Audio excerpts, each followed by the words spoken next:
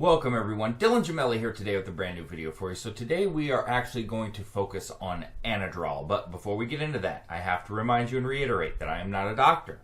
So whatever I tell you here is used for your entertainment purposes only.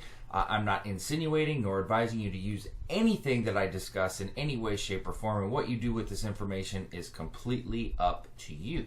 So let's just real quickly, I want to give you a little bit of background on Anadrol. I like to do this with compounds just so you kind of know just where they come from, why they were developed, just little facts that are nice to know, as opposed to just knowing, how to use them, etc. Sometimes people like to know the history on it. Originally it was called oxymethylone, all right, just so you know. Anadrol is just another name for it, or A50. It was developed by Zoltan Pharmaceuticals.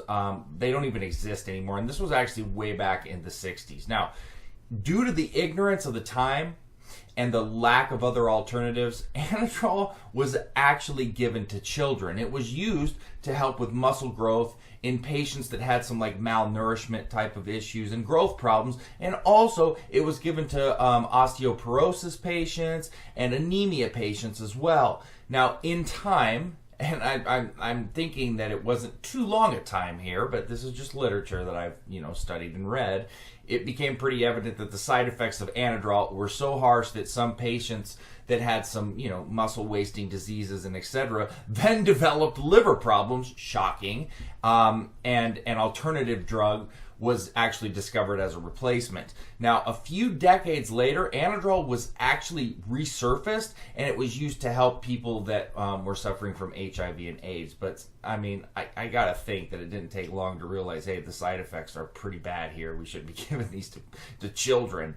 In bodybuilding, Anadrol actually gained most of its popularity due to the shameless promotion by Dan Duchaine. A lot of people will call Duchaine, the father of modern underground steroid movements and things like that. And I'm sure many of you have heard of him, but he touted Anadrol as a cheaper alternative to Dbol, and possibly with more bang for your buck. And in fact, people that know who Dan was or have heard of him heard the rumors that he actually self-injected Anadrol by brewing it in his house. I don't even know if that's true. These are just rumors, speculation, which I don't get into that. I'm just telling you what's been said.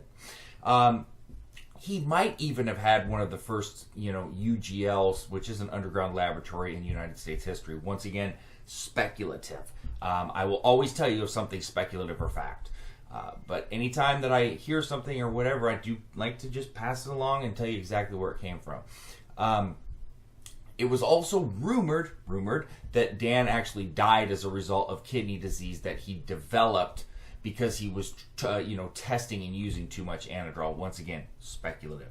So, what is Anadrol? Let's get into the facts instead of the speculation. Anadrol is in the dihydrotestosterone steroid group, or DHT. But don't let that fool you, okay? Unlike, your favorite DHT cutting steroids, your Winstrals, your Anavars, your Primobolins, things like that, you are not likely to use Anadrol to get lean, all right?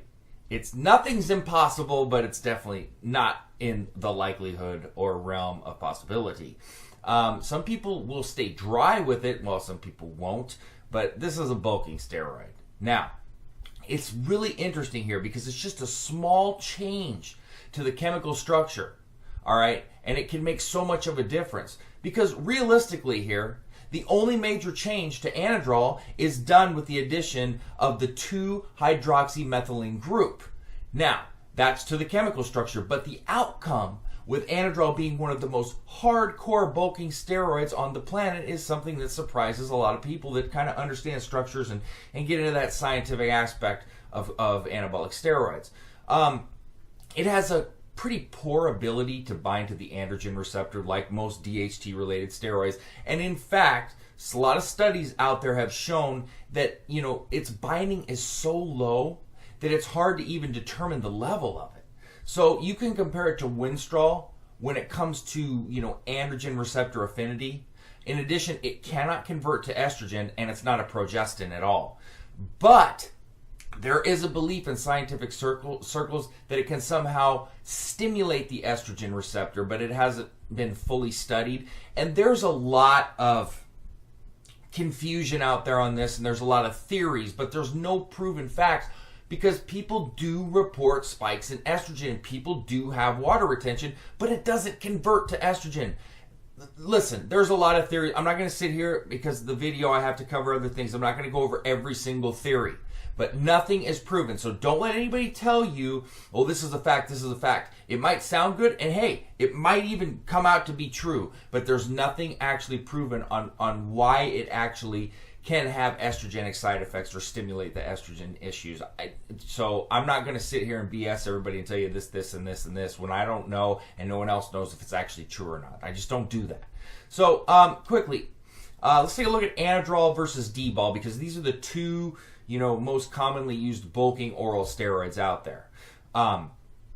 It's a common question. It doesn't really ever get resolved, especially in powerlifting circles. Now, the reason is simple. 70% of Anadrol users are more likely powerlifters who look for maximum power and maximum strength with not so much of a care in the side effect realm. So take a look around your gym, all right? You see big, bloated powerlifters and a really puffy red face. That's Anadrol talking. More than likely. I mean, obviously not every single person in your gym is juicing, and I don't like to even make that insinuation, but let's face it, there's a lot of people that are. Milligram of Anavar is at least twice as powerful as packing on mass as Dbol is. That's just a fact. A lot of people might argue that, but the mass isn't always pretty.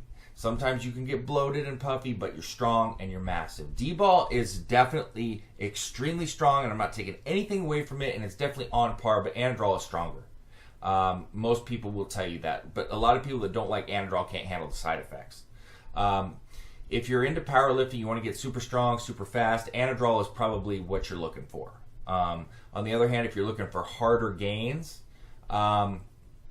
and maybe less side effects, you go with Dbol. Now, Dbol obviously converts to estrogen at an extremely high rate, and it's kind of like apples to oranges with these two. I mean, you're not going to really go wrong if you're trying to bulk with either one of them, but if you're super, super estrogen sensitive, just remember that Dbol converts to estrogen at an extremely high rate. And I'm going to do a separate video on Dbol and talk about that as well.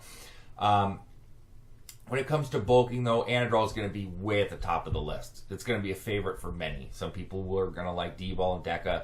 Anadrol is going to be a favorite of many. So let's talk about the side effects. Anadrol comes with a lot of them. All right, it does. It's simple. Here's a list. Blood pressure, liver, kidneys. These things get slammed. Anadrol is supremely toxic. Supremely bloated face. That can occur. It's possible for gynecomastia, acne, things like this. It's just. A lot of people struggle to even make it through 4 or 5 weeks of Anadrol, which I generally tell people don't go over 4 weeks. Let's talk about the dosage. The dosage, a lot of debate there on that. If you're a first-time Anadrol user, well, first let's just take a step back. Anadrol is not a beginner steroid. All right, you're much better off in your earlier stages of steroid use to go with Dbol instead of Anadrol. And I like Anadrol way better than Dbol. But let's keep it real. Anadrol is not for a beginner. It's just not. Okay. So Dbol would be a much better option for you if you're in the first few cycles that you've ever ran. Now, 50 milligrams is general dosing of Anadrol, which is pretty common, pretty standard. People do go up to 100. I generally recommend first-time users start at 25 milligrams at least 3, 4, 5 days, if not a week, and then decide if you want to bump up to 50. Because let me tell you something right now. Don't ever buy into somebody telling you you're not going to gain anything on 25 milligrams. That is absolutely absurd. That is meathead talk. That is bro science talk, and that is complete garbage. I get really frustrated with that when I see a lot of guys that are maybe pros, bodybuilders, whatever, telling people, oh, you can't gain on this, you can't gain on that. These guys are freaks of nature in size. They may not see the results on that, but the everyday average person will see the results on that. And the everyday average person probably cares a lot more about their health than a lot of pros do, because they're in that moment trying to get to whatever they need to get at whatever means necessary. That's not for everybody. That's for a select group. Start at 25, bump it to 50 if you feel really good on it, because some people handle the side effects a heck of a lot better than others, then maybe consider going to 100 or maybe your second time through. But don't fall into that trap, please. The half-life of Anadrol is around 9 hours. So, you know, it might be beneficial to take it twice a day as well and split your doses. So that, my friends, is Anadrol. I want to give you the full education on that, the full rundown, all of the facts. So, Dylan Gemelli, signing off.